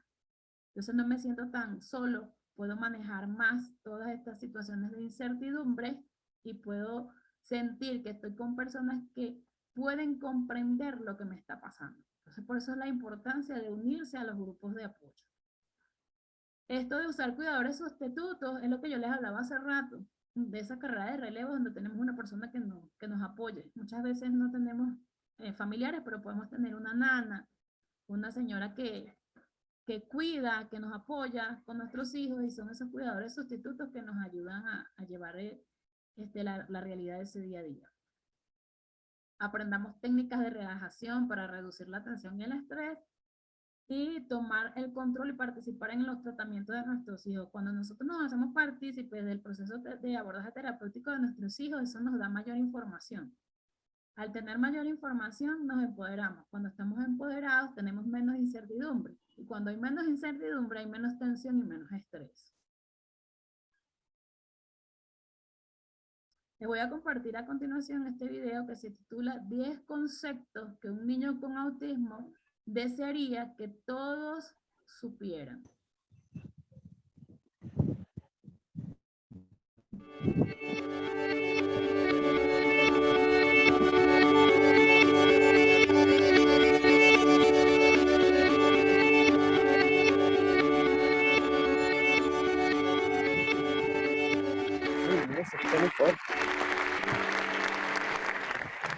El que ven en el centro de la foto es mi querido Alex, mi hijo menor, que a los 3 años le hicieron diagnóstico de autismo. Ustedes pueden imaginarse el tsunami de cambios y dificultades, tanto familiares como escolares. Y en esta misma foto ustedes pueden ver que él, 6 años después, está festejando su cumpleaños de 9 años y él está súper contento porque es gallina como yo y está festejando su cumpleaños a través de un partido de fútbol. Pero nosotros estamos mucho más contentos porque justo el día anterior a este cumpleaños, todo el equipo terapéutico que lo siguió, que estuvo conformado por 7 profesionales, nos había dicho que le había retirado el diagnóstico. Yo en esta charla voy a hablar desde los 2 lados del mostrador. Voy a hablar como docente, pero también no puedo evitar hablar como papá. Y de lo que vamos a hablar es de los 10 conceptos que subjetivamente considero yo, todo niño con autismo desearía que los 2 adultos principales que lo rodean, que son los padres y los docentes, tendrían que saber. El primer concepto es que todo niño con autismo desea que antes que nada uno sepa que él es un niño y que el autismo es solamente una pequeña porción de lo que es y que no lo define.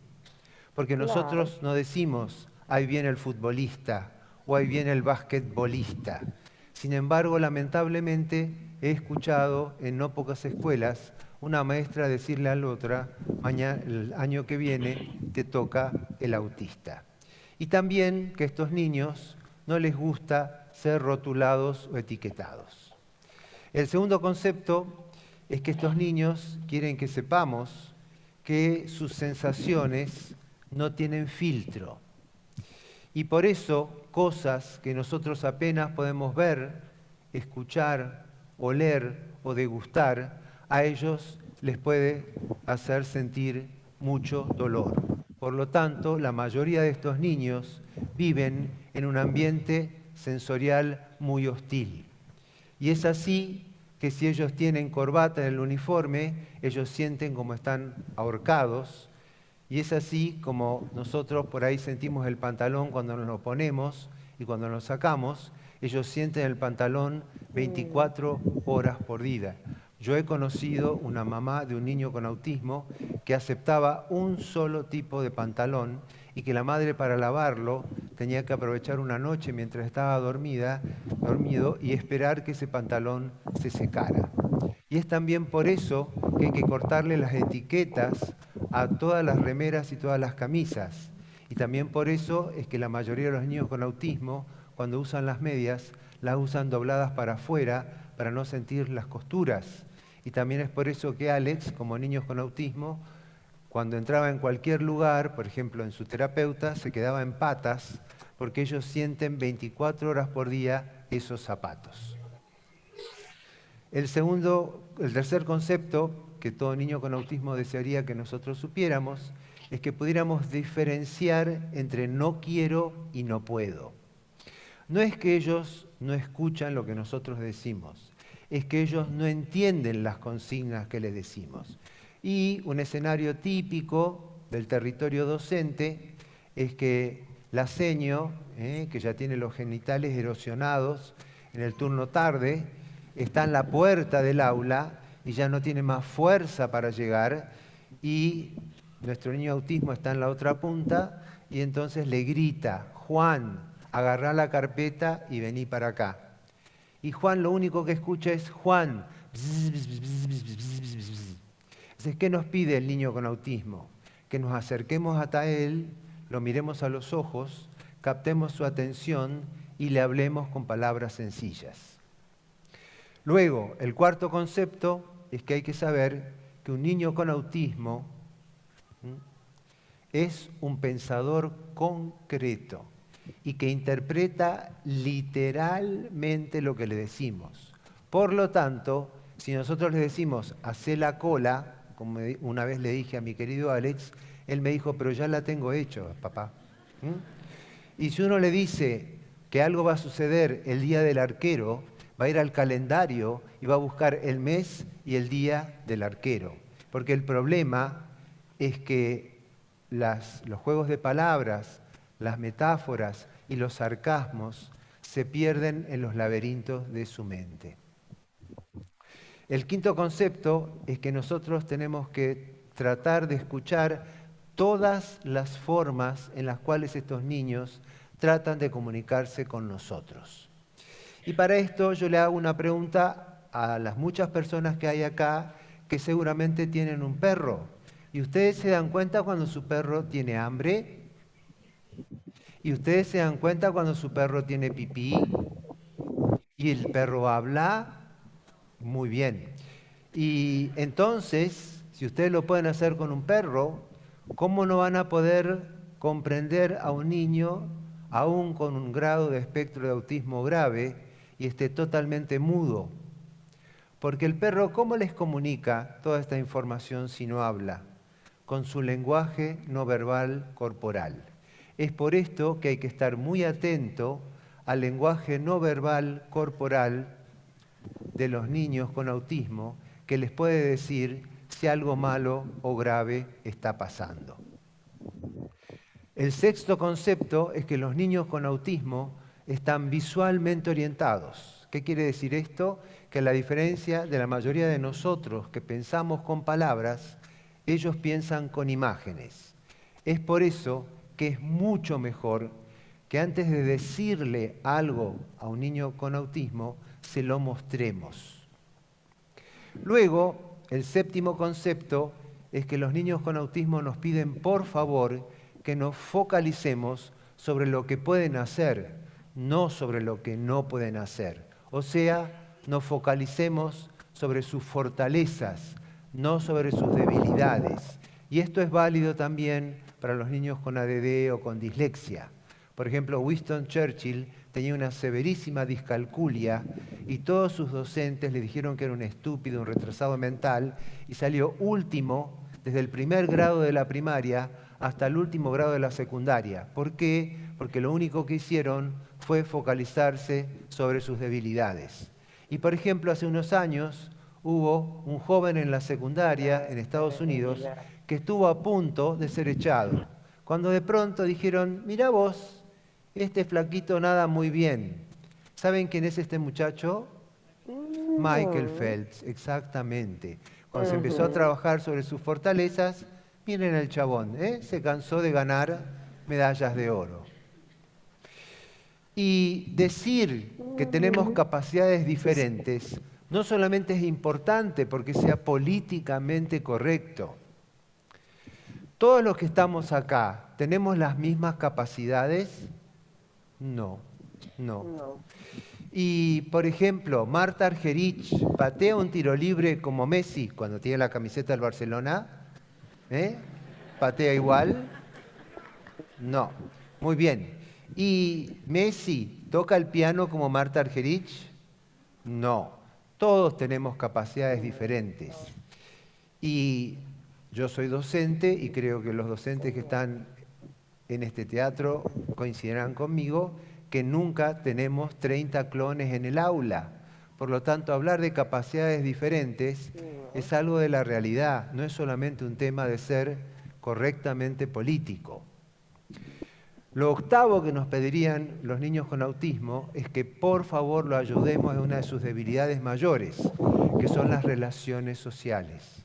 Y entonces nos pedirían por favor que les enseñemos cómo jugar con otros niños y que le pidamos a los otros niños que los inviten a jugar. Lo noveno que nos pediría es que identifiquemos qué gatillan sus rabietas, que generalmente son por sobrecarga sensorial.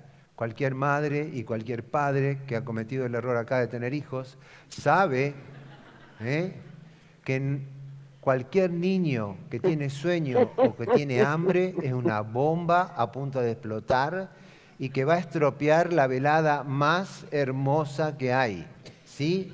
Y por más que ustedes le digan, en un minutito vamos a dormir, en un minutito te doy la rumba. Yo no entiendo nada de eso. Multipliquen eso por la enésima potencia y es lo que sucede en una rabieta.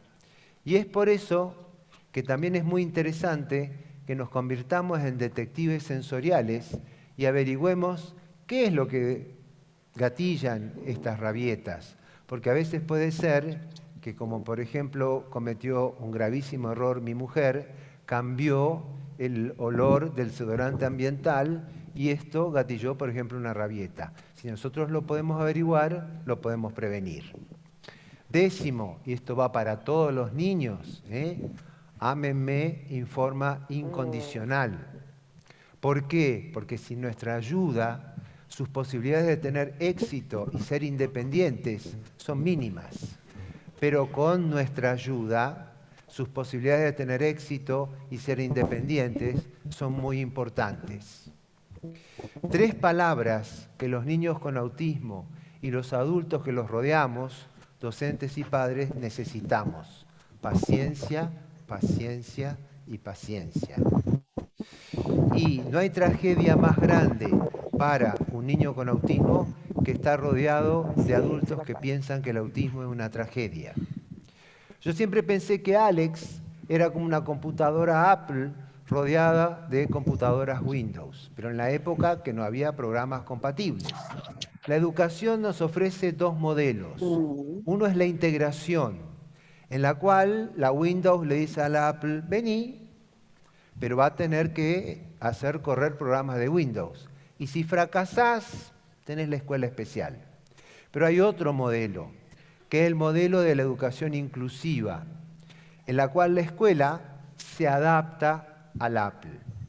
Y esto es muy importante, porque no es solamente importante para los niños con autismo, ADD, dislexia, etc., sino, como hemos dicho, nosotros no tenemos 30 clones en el aula, y para mí es muy estúpido que si no tenemos 30 clones, a los 30 niños diferentes le ofrezcamos el mismo programa, con los mismos objetivos y con las mismas exigencias.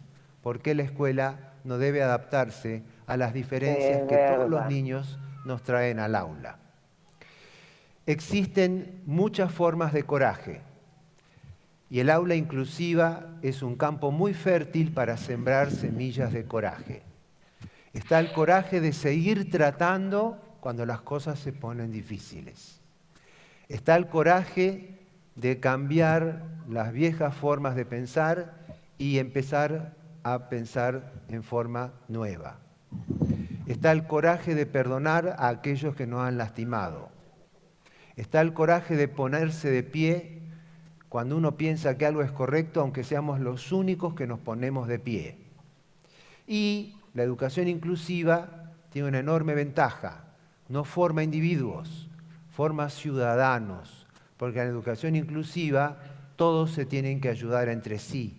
No es un modelo competitivo en el cual el que saca más nota es el que triunfa.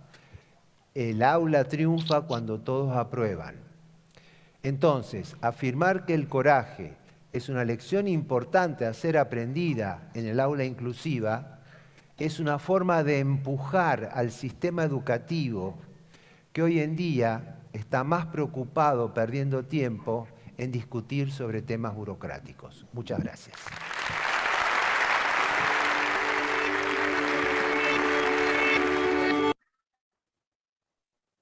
Bien, ya estamos culminando nuestro conversatorio del día de hoy, pero esto no puede ser conversatorio si no hay participación de ustedes. Entonces, a manera de integración, me gustaría escuchar de manera voluntaria sus percepciones, sus opiniones, sus experiencias, y para ello voy a plantear algunas interrogantes. Me gustaría saber cómo fue su experiencia al momento de recibir el diagnóstico de su hijo, en qué etapa del duelo cree usted que se encuentra y cuáles son las acciones que ha tomado para poder apoyar a su hijo. De manera voluntaria me gustaría escucharlos, a ver quién se anima.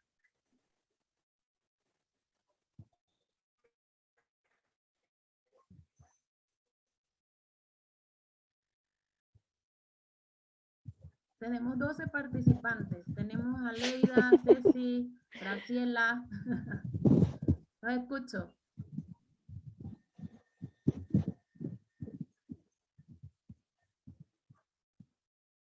Miren que esto no es un monólogo, es un conversatorio. A ver. Graciela. Ay, nadie quiere hablar.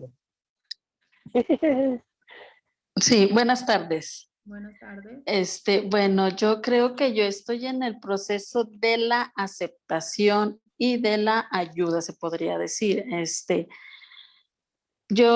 Mi nieto sí tiene la terapia ABA, él sí está en esa terapia y nos ha funcionado muy bien, sobre todo en cuestión de reglas, de que obedezca, o de que, por decir, anteriormente yo le pedía una cosa que estaba tirada y él no me la daba porque no entendía, o sea, como que no sabía cuál era esa cosa, por decir un zapato, él no sabía que era un zapato. Ahora ya lo sabe, yo le digo, tráeme los zapatos y me los trae. Entonces nos ha funcionado muy bien. El video también, o sea, está muy, muy completo y muy padre y es verdad, o sea, muchas nos ha pasado de que pues estamos en el estrés, queremos tirar la toalla, decimos que por qué a nosotros y todas esas cosas que yo creo que todas hemos pasado y hemos vivido. Ahorita en la actualidad pues ya estamos como en el proceso de la aceptación. ¿Por qué? Porque, o sea, ya lo estamos manejando más como, no tanto como autismo se podría decir, sino como una persona normal, pero diferente, o sea, que aprende de diferente manera, o sea, que sí lo va a aprender, pero a su ritmo, a su paso, a su tiempo, y no hay que forzar las cosas, pero todas las pláticas y todo esto es muy cierto y es bien importante, que lo aceptemos, o sea, que nosotros como padres, digamos, ok, mi hijo no va a poder a lo mejor hacer aquellas cosas, o sí las va a poder hacer, pero a su tiempo, pero no forzar ni obligar, o sea, darle su tiempo y decir, a lo mejor en un momento, como por decir en mi caso, o sea, yo decía, como decían ahí en los videos, cuando esperas a lo mejor bueno, en mi caso un nieto, que sueñas y dices mil cosas y voy a hacer esto, voy a hacer lo otro y aquello, entonces cuando llega, y no es así, te frustras y dices, ¿y entonces? ¿Ahora qué voy a hacer? O sea, yo no quería lo mejor ese nieto, o sea, es malo decirlo, pero es verdad porque lo pensamos y lo decimos en su momento. Yo quería un niño bien para llevarlo al parque, para jugar, para enseñarlo a hablar, para subirnos a los juegos mecánicos, para hacer mil cosas, pero no fue así y no por eso te vas a quedar encerrada o vas a decir, bueno, ok, pues no se puede, ni modo. o sea, ya llegará otro con el que sí lo pueda hacer, o sea, no, o sea, enseñarlo a él y pues como les digo y les comento, pues gracias a Dios ahorita vamos avanzando, vamos poco a poco, vamos muy bien y aprovecho también pues para dar las gracias por este conversatorio que en lo personal me ha ayudado bastante y sigo aprendiendo y quiero seguir aprendiendo y como dice ahí también, empoderarme con toda la información que yo pueda, claro que tiene que ser ahora sí que verídica, ¿verdad? O sea, no de cualquier persona, porque en internet hay demasiada información y a veces eso nos satura también y a veces, pues como que nosotros mismos nos llenamos y nos estresamos más de que, ay, y si me pasa esto y luego después si le pasa aquello como aquel niño y pues no, ¿verdad? O sea, todo hay que aprenderlo a los tiempos y también uno, o sea, tratar de calmarse pues para poder ayudar al pequeño en este caso. Muchas gracias. Gracias a ti, Graciela. De una manera muy plácida has resumido lo que hemos conversado en esta tarde-noche. Realmente es algo que siempre aparece en nuestras vidas y lo importante es poder ir superando cada una de esas etapas sin olvidar que podemos caer en cualquiera de ellas nuevamente, pero tener ya la fortaleza para salir y seguir en aceptación, que es la que nos permite actuar, es la que nos permite accionar para apoyar a nuestros hijos. Ciertamente las expectativas cambian, no, yo digo que no desaparecen, sino que se transforman, porque comprendemos que hay tiempos, que hay formas, que hay caminos diferentes, y eso es lo que nosotros debemos aprender, a transitar en caminos distintos al que pensábamos que íbamos a recorrer. Gracias, Graciela. A ver, ¿quién más se anima a compartir su impresión? Mayra pone carita de asombro. A ver, Mayra, que ahí en el chat me escribiste que casi llorabas. Cuéntanos. Sí, cuando en el primer video de las etapas del duelo. O sea, sí, yo, bueno, ¿qué le puedo decir? Lo que pasa es que yo viví un duelo ¿cómo le explico? O sea, fue un duelo por partida doble, porque cuando nosotros nos dijeron que podía ser autismo antes de que entrara evaluaciones y todo, fue hace aproximadamente un año, cuando recién empezamos a hacerle las evaluaciones, y yo estaba atravesando como un proceso de separación del papá de mis nenes, pero luego como que sí, eso se quedó así, pero ahora que nos entregan el diagnóstico, o sea, estamos, ahora sí hay como una separación definitiva, porque ya, o sea, se fue de casa. Entonces, es difícil, pues, durante un año o sea, lo tuvimos en terapia ABA, me parece que era antes de que le dieron la primera evaluación y luego la otra que ya nos dieron, que era autismo grado 2.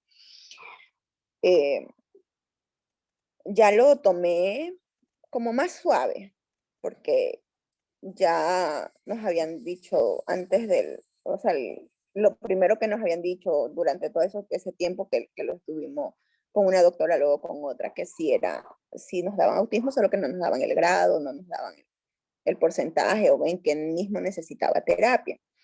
Ahora está recibiendo terapia ocupacional, conseguí una terapeuta de Manta, que va a venir recién el día lunes, porque esto es recientemente, de la segunda evaluación que le han hecho. No podría decirle en qué etapa estoy, de pronto ya lo acepté, pero lo que sí les puedo compartir es que el niño sí siente mi estado emocional. Ahorita está donde mi mamá porque tengo operada 3 días de nuevo, o sea, me habían operado de una hernia, me habían puesto una malla y algo pasó con la malla, se abrió, no sé qué mismo, me tuvieron que intervenir de emergencia el día viernes, no, el día jueves, perdón. Entonces, bueno. O sea que me ha venido una y otra y otra. No sabría. De pronto sí ya lo acepté, no estoy exactamente segura. pero ya no me causa frustración. O sea, nunca me causó ira de pronto, sí, pero tristeza sí, sí, porque él no es, o sea, yo anhelo el día que él me diga, mamá, te amo, mamá, te quiero, mamá, como mi hijo mayor me dice. Mi hijo mayor va a tener 11 años y él se da cuenta de todas las cosas que están sucediendo en nuestro hogar. Entonces él, no, mamita, yo voy a estar para cuidarte. O sea, es un apoyo grande, pero mi familia por parte de mamá está apoyándome mucho con Carlitos.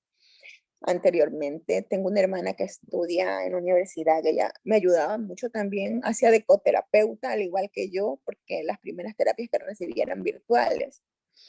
Entonces ha sido un proceso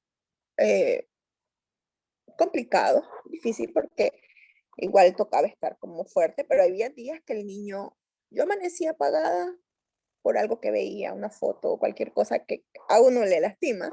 Entonces, como que yo parecía, o sea, yo amanecía un poco triste y él lo notaba porque el niño así mismo andaba.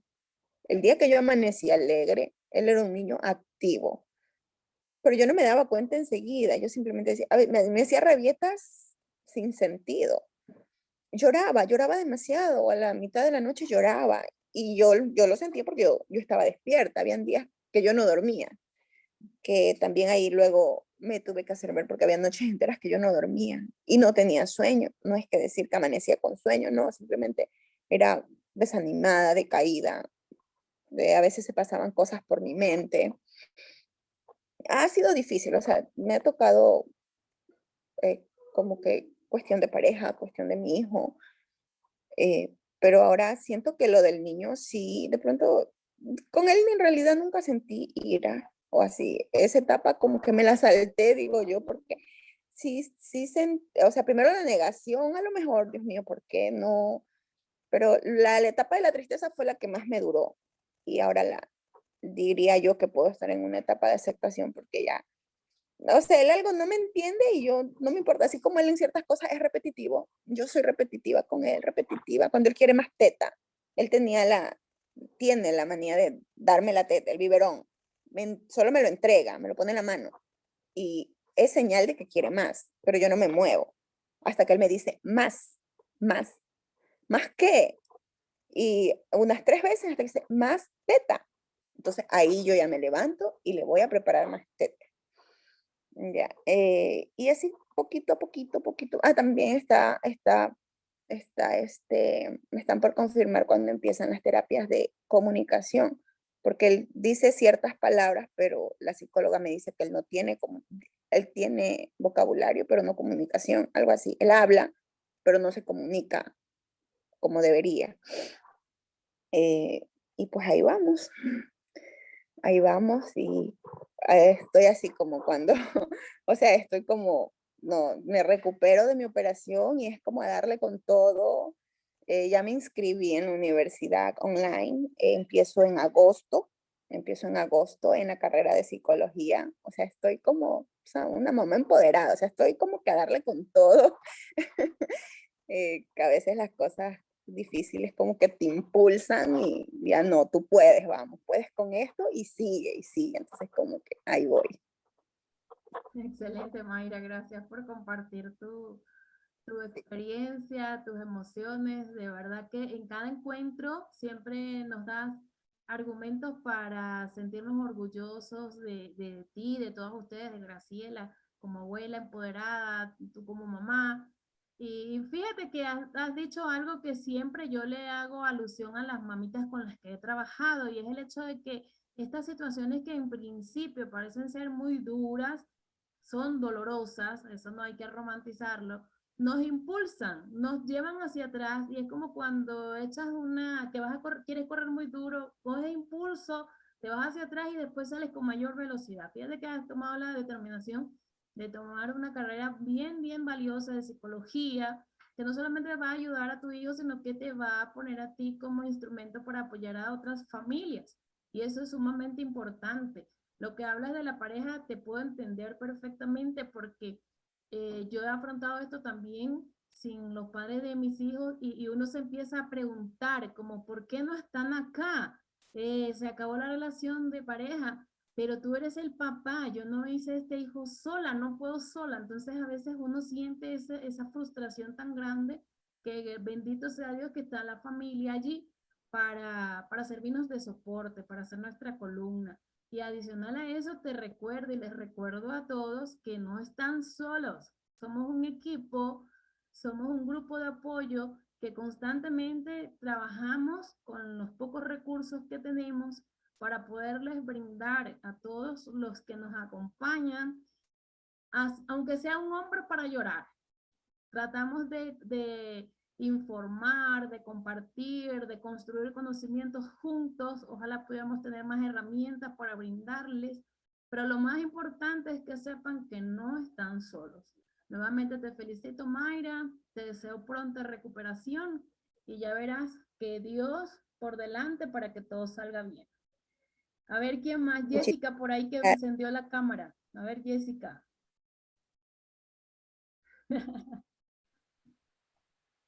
Buenas noches, ¿me escuchan? Sí, perfectamente. Ok.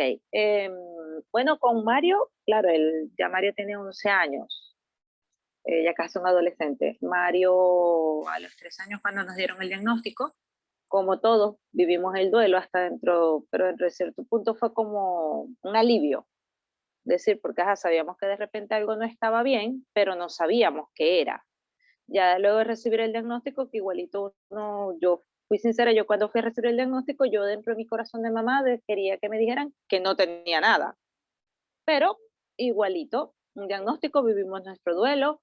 Yo digo que estamos bendecidos, por así decirlo, porque en toda la familia, tanto mi familia como la familia de mi esposo, ¿verdad? Siempre nos apoyó, en ningún momento se alejaron, por el contrario, nos preguntaban qué cómo hacer, qué hacían, qué cómo nos podían ayudar.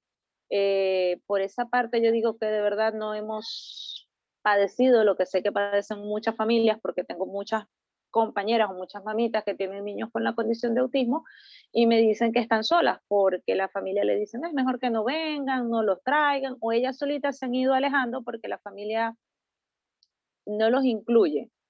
Entonces a veces es un poco complicado porque uno como mamá busca una escuela inclusiva o maestras o tías, como dicen acá en Chile, que tratan de estar sensibilizadas, y a veces hay que empezar es por la familia, que lamentándolo mucho, la gran mayoría de los casos a veces se alejan porque porque el niño no sabe jugar, o por la bulla, o mejor no salgan, o mejor déjalo allá.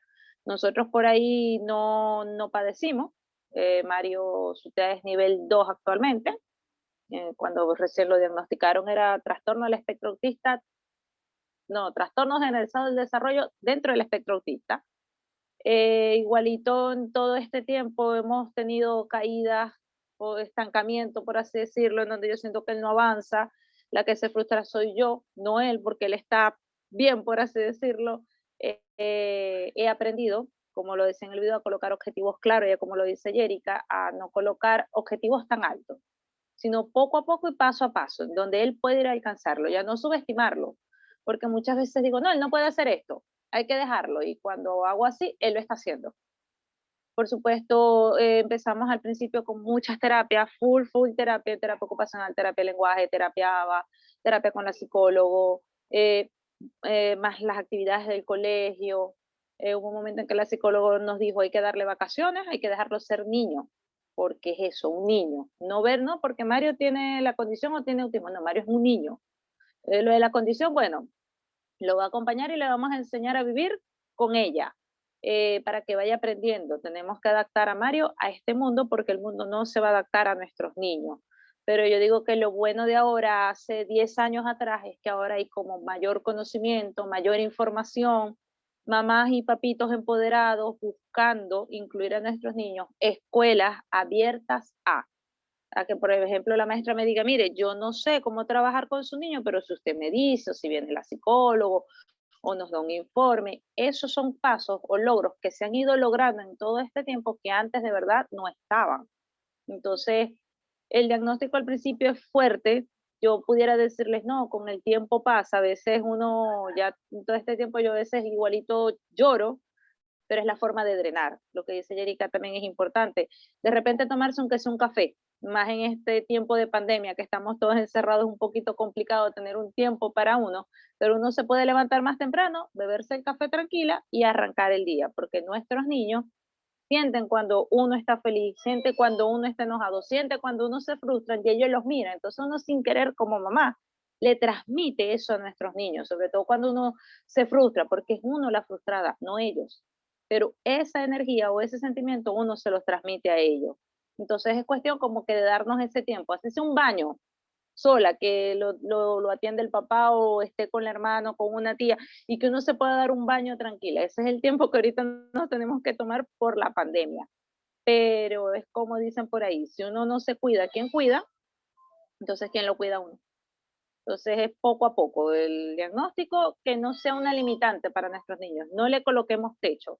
¿Hasta dónde ellos van a llegar? Solo Dios lo sabe, porque ni los psicólogos, ni los terapistas, ni uno como mamá va a saber.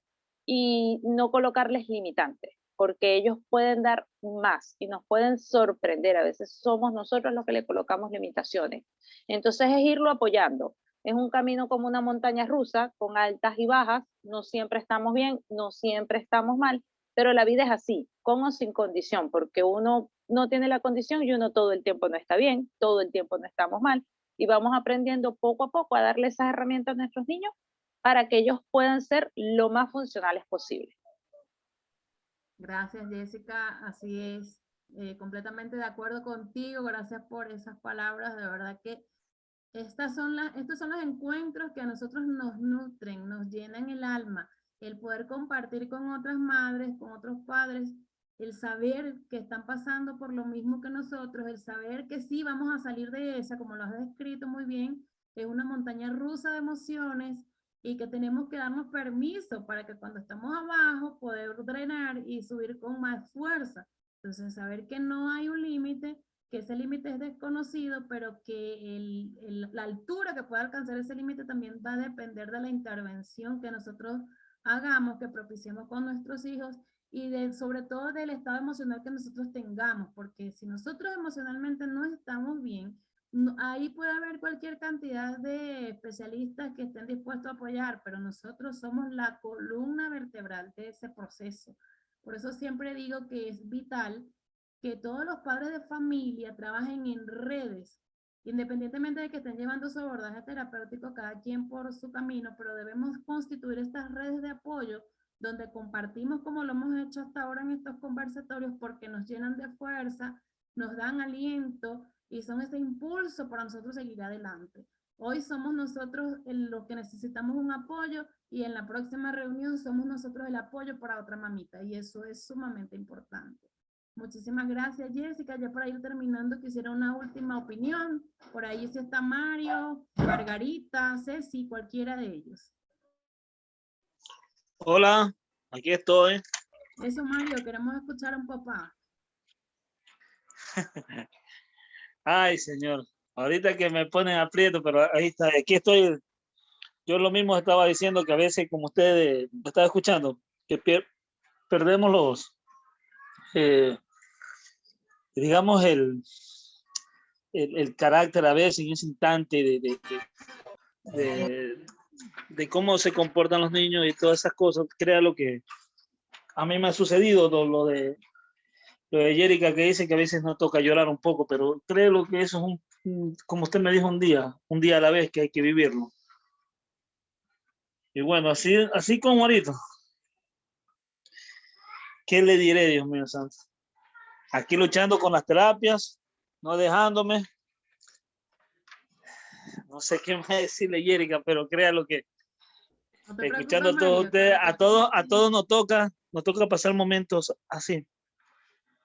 Así es, así es. Todos pasamos por este momento de duelo, todos vivimos cada una de estas etapas de diferentes formas, con mayor intensidad, pero lo importante es eso que acabamos de conversar, que tenemos que darnos permisos para hacer, para llorar, para reír, para disfrutar, para compartir, para estar en las terapias con los hijos, apoyando. O sea, debemos ser personas. Es un desahogo, aunque no lo creas, es un desahogo eso. Así es, así es. Y nosotros, si no nos desahogamos, no vamos a tener la fortaleza para dar un paso más. Entonces, no podemos caer en el error de quebrarnos y no tener la entereza después para levantarnos. Siempre vamos a tener caídas porque este es un camino lleno de muchos tropiezos, pero debemos tener la fuerza para poder seguir. Yo digo que este es un camino para recorrer con vehículo rústico y nosotros tenemos que tener esa fuerza 4x4 y solo nos las damos así, dándonos permiso para ser personas y compartiendo con familias como las nuestras, no dejando embargarnos, porque muchas veces es la propia familia la que nos roba esa energía, pero entonces si no la tenemos por un lado, la buscamos por el otro.